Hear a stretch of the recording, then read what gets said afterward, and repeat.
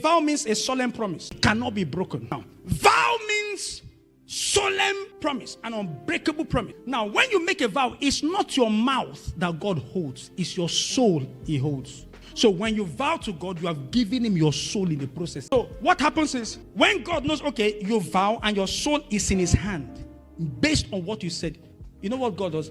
God starts making plans on your vow. Who anointed the first king of Israel? What was the name of the first king of Israel? Saul. Who anointed the greatest king that has ever lived? And from him, Jesus came. What's the name of that king? David. Not Samuel. David. If Samuel was not in office, how will David be found? How will Saul be found? So meaning, if Anna did not keep a vow, she would have nullified the existence of Samuel. The moment Anna made the vow, you know what God did? God started planning for David. The moment Anna made the vow, God started planning for Saul. The moment you make a vow, God starts planning for someone's life that is tied to your mouth. And you want to spoil God's plan. Because watch this. Every vow you make today is a preparation of God's future plans. Wow.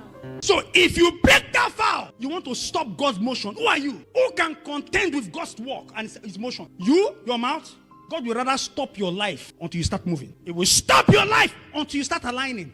Lord, give me a job. I will give you 70% tithe. And God start, then, listen, you made a vow of 70% tithe. God now give one man of God 5 years plan that will start with your tithe. You now come tomorrow and say, Lord, my problem is more than this job salary.